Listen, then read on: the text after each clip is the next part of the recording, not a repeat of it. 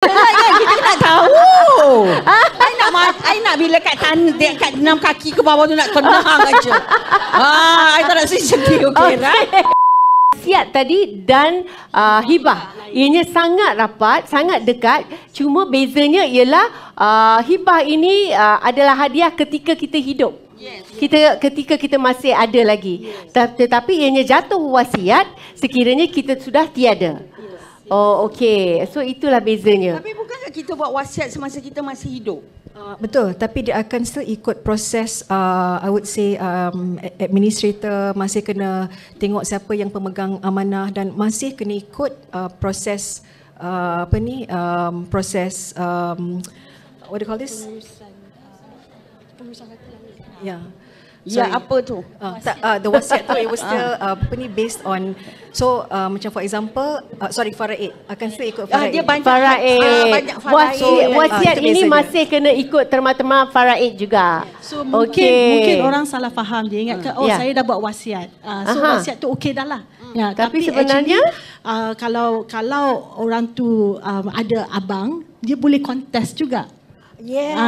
So dari segi hibahnya faraid tak boleh kontes sebab you dah buat akad masa you nak, macam tadi Dafina bagi phone kat I dah buat akad dengan dia, ijab kabul. Macam tu, so I take. So orang tu kalau dia meninggal, I want to, dia punya abang ke apa ke tak boleh fight for it. Okay, so dalam arti kata lain, kalau saya melakukan hibah kepada anak saya Nur Aminah Aida, adik-beradik saya semua keturunan DNA Ahmad Daud Sajani tak boleh kontes lah kan? Tak boleh kontes. Situasi Kak Oji, situasi Kak Oji macam situasi saya pun dapat anugerah, anak anugerah Allah juga. So saya dah buatkan siap-siap untuk dia hadiah. Sebab walaupun saya sayang dengan abang-abang saya, tapi kalau saya mati saya tak percaya mereka. Oh, nombor 3 Sorry, kan topik ni topik hangat kan? So betul kan? So kalau saya dari segi objektif saya nak make sure anak saya tu ada protection dari segi harta. Tapi jaminan macam mana dia dah? Dia ke arah mahkamah syariah. So once dah dapat dokumentasi hibah tu, dah buat akad semua, dia kalau mati, dia akan terus ada representatif wasiah dengan Hujung Hibah akan datang ke rumah saya insya-Allah. Dan dia akan cakap lah, okey, anak saya nama Sarah, this is your mum punya planning for you.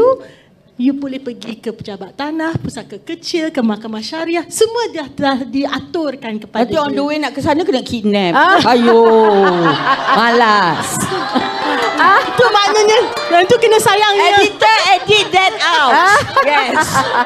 Yang tu kena sayang balik abang saya lah, make sure. Okey. Jadi hibah ini memang kalau ianya complete, ianya tidak boleh dicabar oleh faraid kemudian hari.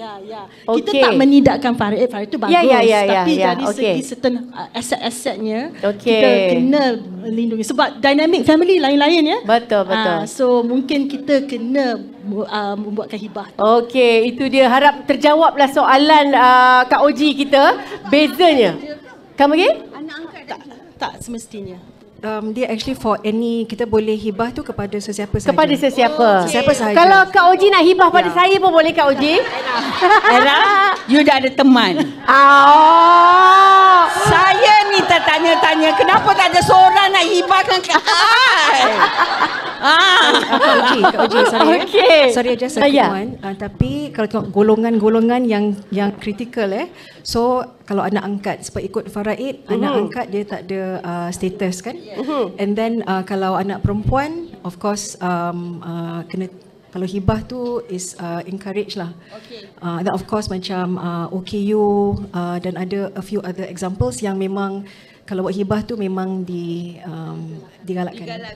Okey. Anything lah kalau dia bersuami ke, selamat lah. So kalau macam kami bersuami, so saya, kalau anak itu bersuami, suatu hari bersuami, dia untuk hak untuk wanita. Untuk ni kena buat WhatsApp group ni. Tak ada lah kan, kita nak tahu. I nak bila kat enam kaki ke bawah tu nak tenang aja. I tak nak sedih. Okay, right?